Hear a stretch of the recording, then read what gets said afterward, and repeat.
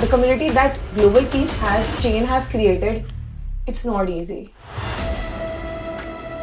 The thing is, I got a lot of positivity from the entire team. So you're contributing with regards to mental health in society.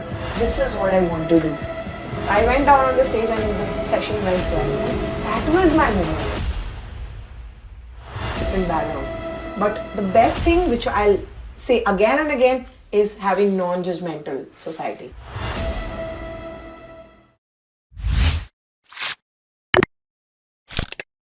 Ridhima, you actually have a quite interesting story. I think you were once a delegate a few years ago. Do you mind telling us more about yourself? How was your journey, how it started, and where you are today, and what are your future endeavors? Thank you so much for having me for this podcast series. Well, I remember my journey when I applied for Global Peace Summit. And that was in which year? In 2020. Okay. And during the COVID times.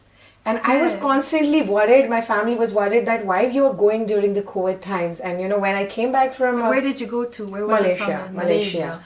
And I had no idea about how these things work. So I took the lunch and I went there and I met the team. And I really didn't know these people. I didn't know what organization is. These people. I didn't know anyone.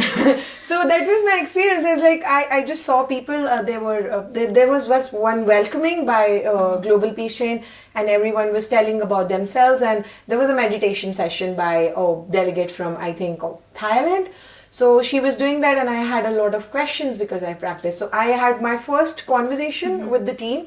And over there, I was so excited about what things are happening. So I was just doing stuff with them. I was helping them around, and they were like, "Oh, you know that thing." And I come from India, and I got to know that this is organized by an organization based out of US, and people are from different nations. Yeah. So we had that bonding, Indo-Pak bonding when we talked about.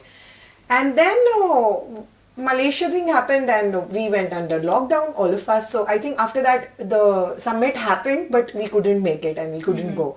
So that's how the journey started actually.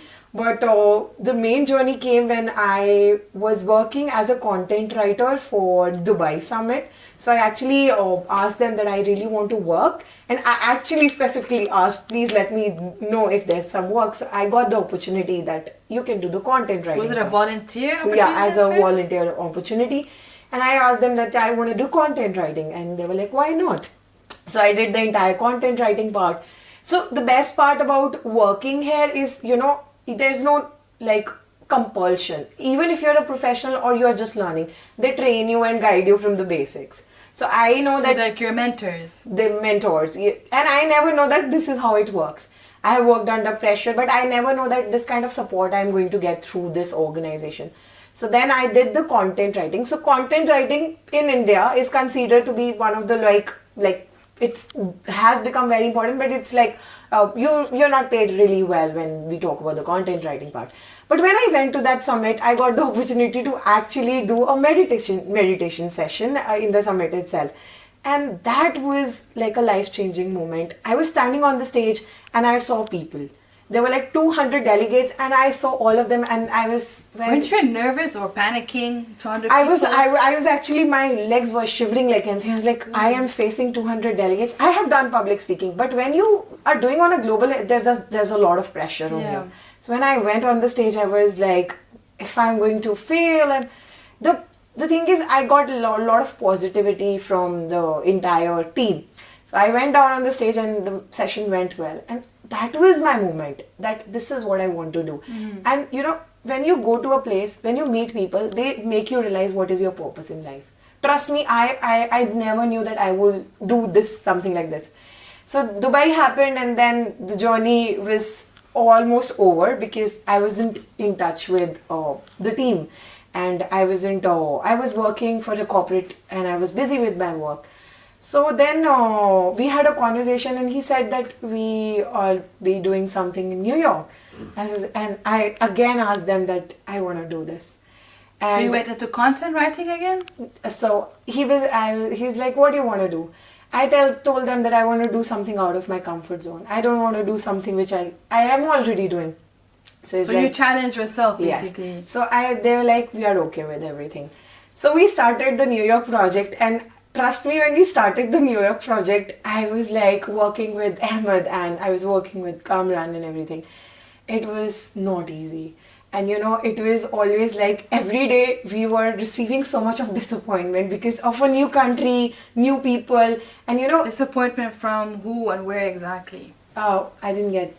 Like you receiving disappointment, you said? So basically, we used to go out and meet people and understand how the industry works. Because when you're setting up a stage at a country like United States, it is actually something which has already witnessed so many things. So every day I used so to maybe you're trying to make the summit like high expectations. Yeah. So maybe you felt the pressure to make it like be a great summit or something. Yes. So when we went there was a lot of pressure on us to do things because we became stressed and anxious. Yes, and we had a lot of struggle before the summit. So every day we used to send people emails. People used to confirm us, and then they used to say, "No, we are not coming." And at the end moment, we were so stressful, and I used to call them that don't know what is going to happen. We were always having that thoughts in our head, because when you organize at such a level, it's important to understand what challenges you face, because everyone shows the best side, the brighter side, but no one's talk about the struggles, the sacrifices, the sleepless night you spend. Because I remember we used to work till night and we used to wake up in the morning because we were so passionate about the work. So when New York happened, it changed my life. I think I would say that was the moment where I realized I was actually doing a full-time corporate job. I left my job when I was in US. I was like, I don't want to do this. This is not my purpose. And I remember a delegate coming to me. He was from Afghanistan. And he said, Ridhima, when you can organize a thing and you can host 80, 90 nationalities, you have to become the voice of people who don't have voices. And that's a beautiful message. And that was a Horeca moment for me, that, okay, if I'm doing something that is going to help someone, that is going to change life. And I left my job, and now I'm really proud that I took a 2-month break. I was on a mental health break. I took a 2-month. We all need a mental health break, so that was actually necessary and needed. Yeah, so I took a 2-month mental health. Everyone in my country. So when you leave a good high-paying corporate job, everyone was like, "Oh, you're doing the biggest mistake of your life. Yeah, you have no money. How will you earn?" Everyone was questioning my purpose. And I was like, you don't know my struggles, you don't know my hardships, you don't know what I have been through. And how can you comment? And trust me, I was not this girl anymore. I was very shy. So you just stuck to your, what you wanted, and you put your foot down. Yeah, the best thing about USA was I wasn't judged for how I look. Because in India, I don't want to show this side, but I want to talk about, in India there is a stigma of body shaming. Of telling I think that's mostly global, especially in the Oriental, Middle Eastern cultures. People judge you on how you look, what you say, what you wear, how color you have. And in US, I wasn't judged. I was accepted for who I am. And trust me, when I talk about Global Peace Chain as an organization, we have people coming from different nationalities. Yes, but one thing that connected us is non-judgmental space. Right, and I recognize, and then we came to Qatar and we are doing the same.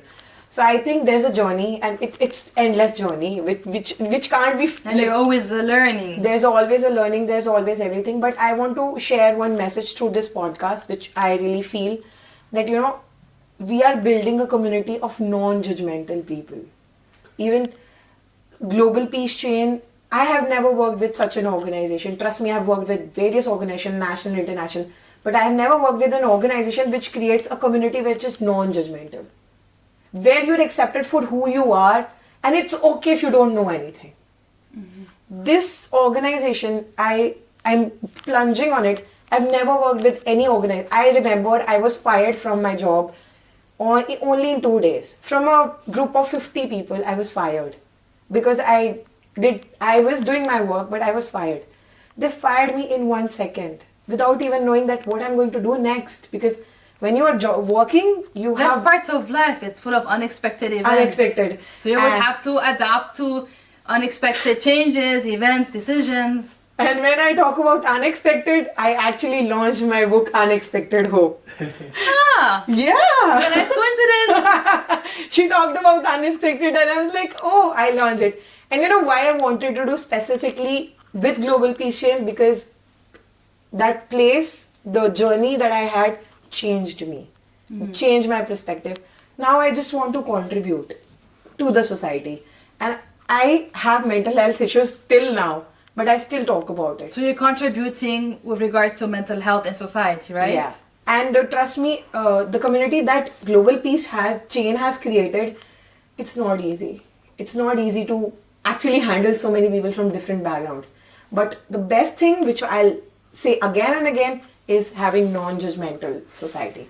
And that's my message that I want to give through this podcast, that no matter where we are, where we come from different countries, we come from neighbors, but there's one thing that will always connect us, that is love and friendship, and that takes you everywhere that you want. So yeah, that will be my Thank you so message. much, Ridhima, for sharing your story.